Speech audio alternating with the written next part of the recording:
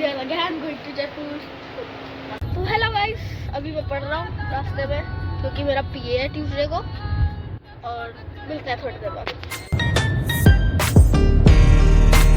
Guys हम आ चुके हैं खाना खाने।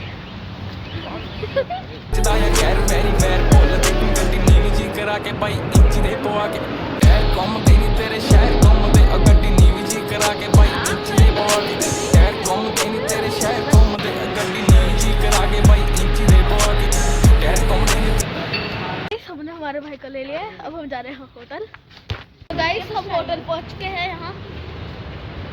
हम लोग होटल पहुंच चुके हैं यहाँ। आपको पता है ये पहले ही ये रूम, ये दूसरा रूम है। हम पहले 5th फ्लोर पे थे, 5th फ्लोर, अब हम 8th फ्लोर पे।